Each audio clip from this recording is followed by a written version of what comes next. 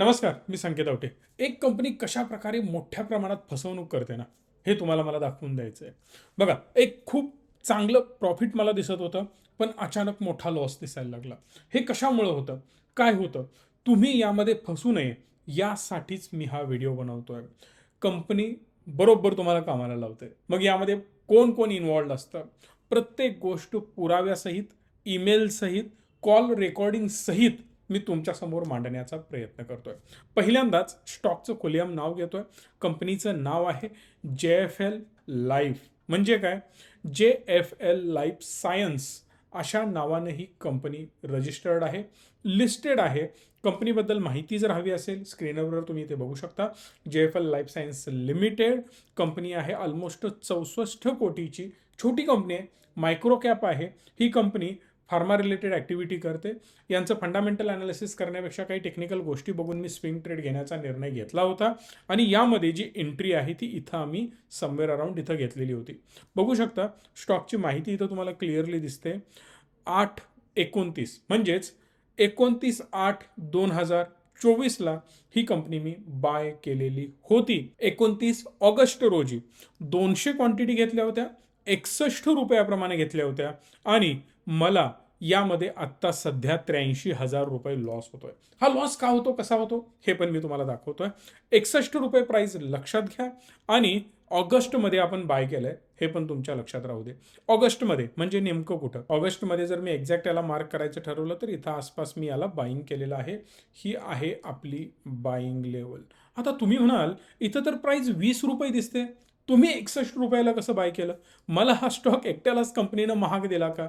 तर बिलकुल नाही. ₹61.10 तुम्हाला प्राइस दिसते, पण याच्या मागं रिझन आहे ते तुमच्यासमोर मांडतोय. हा आलेला आहे मला झिरोदाकडून मेल. हा कधी मेल आला हे सुद्धा तुम्ही बघू शकता. ऑगस्टमध्ये मी घेतला, लगेच मला हा ईमेल आलेला आहे. यामध्ये काय लिहिलंय तर JFL लाईफ सायन्सने बोनस इश्यू केलेला आहे आणि हा जो बोनस आहे 2:1 म्हणजेच 2 बोनस शेअर्स तुम्हाला एव्हरी एक इक्विटी शेअर्सच्या मागं मिळणार आहे. म्हणजे जर माझ्याकडे 1 शेअर असेल तर मला 2 शेअर्स मिळणार आहेत. माझ्याकडे शेअर्स होते किती? तर ते होते 2000 क्वांटिटी. 2000 क्वांटिटी ऑलमोस्ट 1.5 लाखाचा हा व्यवहार तुम्ही मानू शकता. 2000 क्वांटिटी बरोबर राऊंड फिगर का घेतल्या? तर याची लॉट साईज आहे 2000ची. म्हणजे मी या लेवलला बाय केलं, 2000चा एक लॉट बाय केला. त्यावेळी याची प्राइस इथं जर तुम्ही बघितली असती ती ₹61 होती. पण आता स्प्लिट झाल्यामुळे म्हणजेच बोनस इश्यू झाल्यामुळे त्याला स्प्लिट करण्यात आलं आणि त्याची प्राइस ₹20वर घेऊन आली.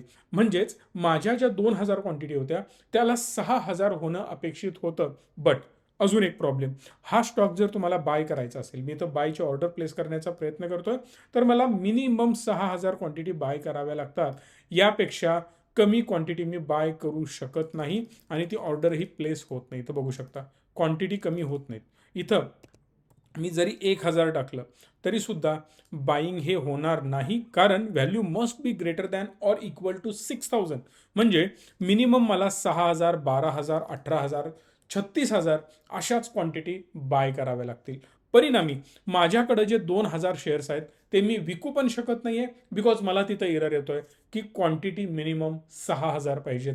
आत्ता महिना सुरू आहे मार्च, 7 महिने ऑलमोस्ट पूर्ण झालेत, तरी सुद्धा मला माझे शेअर्स परत मिळाले नाहीत. मग मी हातावर हात धरून गप्प बसलो का? तर बिलकुल नाही. मी मेल केला RTAला. RTA जो या सगळ्या गोष्टी मॅनेज करत असतो. मेलला कुठल्याही प्रकारे रिव्हर्ट आलेला नाही. परत मी कॉल करण्याचा प्रयत्न केला, पण ते कॉल फक्त आणि फक्त ऑप्शन्स देत होतं. 2 दाबा, 1 दाबा, 3 दाबा. Step 1 for mutual fund services. This call will be recorded. For shares, bonds, and IPO. Press 3 for national pension system. Call RTAशी कनेक्ट होत नव्हता. मग मी कनेक्ट केलं ब्रोकरसोबत. जेव्हा मी ब्रोकरसोबत कनेक्ट केलं म्हणजे झिरोदाच्या कस्टमर केअरला मी कॉल केला, त्यांनी मला क्लिअरली सांगून टाकलं की आमचं काम फक्त आलेले शेअर्स तुमच्या डिमॅटमध्ये दाखवण्याचं आहे. आम्ही कुठल्याही प्रकारे यामध्ये इन्व्हॉल्ड नाही आहोत किंवा आम्ही तुम्हाला हे शेअर्स देऊ शकत नाही किंवा तुमच्याकडून शेअर्स आम्ही काढूनही घेऊ शकत नहीं, फक्त आंकड़े दाखवण्याचं काम आमचं आहे. ओके सर, क्योंकि हमारा हाथ पे नहीं है सर, नहीं तो डेफिनेटली आपको ये हेल्प करेगा sir. Sure sir, sure sure, मैं ट्राई. ओके सर, और कुछ हाँ सर सर, और आपका कमोडिटी अकाउंट गवर्नमेंट है, इन केस आप कमोडिटी पे ट्रेड करना तो आप एक्टिवेट कर सकते हैं, हमारा बैक ऑफिस कंट्रोल पे. नाही ठीक आहे, कोई दिक्कत नाही. हे कॉल रेकॉर्डिंग आहे झिरोदाचं. यांच्याकडून हे सगळं ऐकल्यानंतर मी कॉल केला कंपनीला. आता म्हटलं कंपनीकडून तरी अंदाज घेऊ. जेव्हा मी कंपनीच्या एका एम्प्लॉईला कॉल केला, जे कंपनीनंच नंबर इथं डिस्प्ले केलेला आहे आणि मी त्याच नंबरला कॉल केलेला होता. जेव्हा मी कंपनीच्या नंबरला त्या कॉल केला, मालविका जगानी असं त्यांचं नाव होतं. पण जेव्हा मी त्यांना कॉल केला त्यांनी क्लिअरली सांगितलं. JFL तो सर मुझे छोड़ के 2 महीने हो गए. अच्छा, अभी आपने तक उन लोगों ने मेरा नंबर अपडेट नहीं किया है वहाँ पे, बट मुझे छोड़ के 2 महीने हो गए. ऐकलं. सो त्यांनी जॉब 2 महिन्यापूर्वीच सोडलेला आहे, तरीसुद्धा अजून वेबसाईटवर गोष्टी अपडेट झालेल्या नाहीत. मग परत मी दुसरा नंबर अरेंज केला, त्यांना मी कॉल केला. त्यांच्याशी बोलताना त्यांनी मला क्लिअरली उत्तर हे दिलं. मतलब ये सेबी की ओर से रुका हुआ है, रीजन क्या है इसके पीछे? उसका कैपिटल का इश्यू था, कैपिटल क्रॉस हो रहा था. नाव आलं सेबीचं. परत मी त्यांना प्रश्न विचारला, नाही बट स्प्लिट नहीं करना चाहिए ना, अब ये सब सेल नहीं वो तो करना उन्होंने है. किया ना सर, वो तो NSE ने किया. अभी NSE को दूसरा इनप्रिंसिपल प्रॉब्लम कर दिया. म्हणजे त्यांचं म्हणणं आहे की ते NSEनं स्प्लिट केलेलं आहे, आमची त्यामध्ये काहीच चूक नाही आहे. त्यांचं म्हणणं असं आहे की एकतर सेबीनं मध्ये अडंगा लावला आणि त्यातच स्प्लिट करण्याचं काम NSEने केलं. मी म्हटलं ते रिव्हर्स करून टाका मग एवढं सोपं आहे का स्प्लिट केलेलं रिव्हर्स करणं? मग कस्टमरचा, इन्व्हेस्टरचा लॉस करणं हे सोपं वाटतं का तुम्हाला? कारण जो स्टॉक खाली होता इथे मी बाय केलं. अप्रॉक्सिमेटली आत्ताच्या व्हॅल्यूनुसार आपण बघूयात.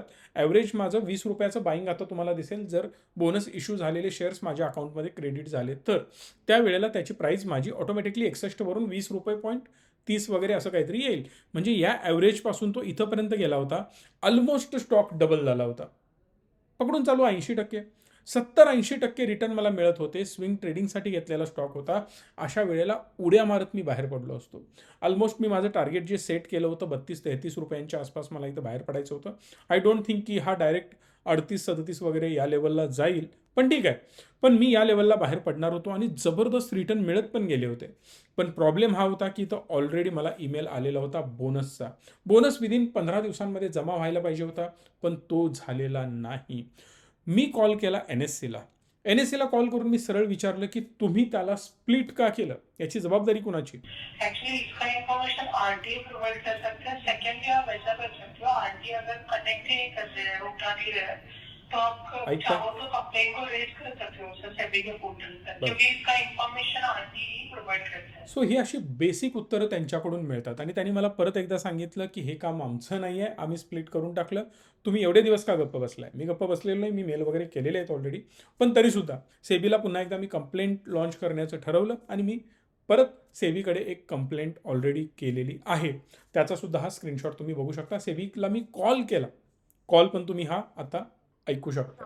ओके, मग तुम्ही एक काम करा, सेबीचंच एक पोर्टल आहे स्मार्ट ODR आणि स्कोर, तर तिकडे या दोन्हीपैकी कुठल्या तरी एका पोर्टलवर कंप्लेंट फाईल करा अगेन्स्ट तुमची जी कंपनी आहे ना. सो यांनी सुद्धा आपल्याला तेच सांगितलं काय, तर जा कंप्लेंट करा.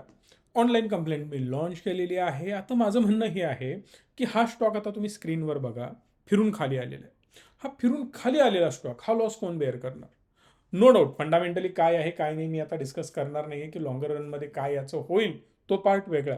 कंपनी चांगला परफॉर्म करते नाही करते हा अगेन सेकंडरी पार्ट आहे. पण RTAचे नंबर लागत नाहीत.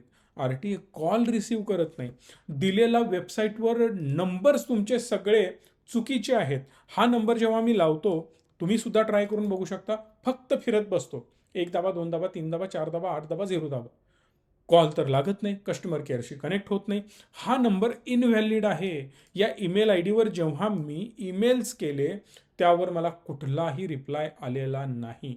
सो पहिली ॲक्शन व्हायला पाहिजे ती RTAवर, कारण कुठल्याही प्रकारे प्रॉपर रिस्पॉन्स मिळालेला नाही आहे. दुसरी महत्त्वाची गोष्ट, जे वेबसाईटवर नंबर तुम्ही तुमच्या एम्प्लॉईजचे देताय, आता हा नंबर मी लेडीज आहे त्यामुळे थोडंसं हाईड करण्याचा प्रयत्न करणार आहे. माझ्या एडिटर साहेबांना मी रिक्वेस्ट करेन की हा नंबर हाईड असू दे, बिकॉज अननेसेसरी लोकांकडून त्यांना कॉल नाही गेले पाहिजेत. सो या नंबरला जेव्हा मी कॉल केला तेव्हा मला कळून चुकलं की या व्यक्तीने तर जॉबच सोडलेला. ब्रोकरचा यामध्ये कुठलाही संबंध नसतो. NSE म्हणतो आम्ही तर स्प्लिट करून टाकलं. जर तुमच्याकडे लिगल अप्रुव्हल्स नव्हते, सेबीनं गोष्टी थांबवलेल्या होत्या, तर स्प्लिट का करण्यात आला? ही करण्याची गरज नव्हती, कारण यामध्ये NSE पण तेवढाच जबाबदार आहे. पण एंड ऑफ द डे ही सगळी प्रोसेस आहे आणि आताच तुम्हाला सांगतो हे कोणीही अंगावर घेणार नाही. त्यामुळं मला तुम्हाला सांगायचं आहे, जेव्हा आपण इन्व्हेस्टमेंट करतो तेव्हा सावधगिरीनं करणं गरजेचं आहे. नो डाऊट 68,000 आता मला हा नॉशनल लॉस दिसतोय, पण हा मेजर लॉस नाहीये. कारण जर मला हा स्प्लिट होऊन मिळाला, भले 15 दिवसांनी, महिन्यांनी, 2 महिन्यांनी, तरी सुद्धा मी नो लॉस नो प्रॉफिटवर असणार आहे. मी यातून बाहेर पडेन. काही मोठी अमाऊंट नाही आहे. पण लक्षात घ्या, जर मी यामध्ये हेवी इन्व्हेस्टमेंट केली असती तर 1 कोटी, 2 कोटी, 5 कोटी जर अमाऊंट माझी यामध्ये असती तर मेजर लॉस सहन करावा लागला असता. आणि यामध्ये ॲक्शन होणं खूप गरजेचं आहे. बघूयात या कंप्लेंटचं काय काय होतं. पुढचा पार्ट मी बनवेन आणि तुम्हाला सांगेन की कोणावर ॲक्शन झाली की नाही झाली, कशा प्रकारे ही सिस्टम वर्क करते, खरंच ॲक्शन होते की सगळे एकाच माळेचे मणी आहेत, हे पण बघणं गरजेचं आहे. तुम्हाला काय वाटतं मला कमेंट बॉक्समध्ये सांगा. या व्हिडिओला लाईक करा, मॅक्सिमम लोकांपर्यंत पोहोचवा की लोकांची फसवणूक कशी होते हे सगळ्यांना समजायला पाहिजे. धन्यवाद. Stay tune and stay positive.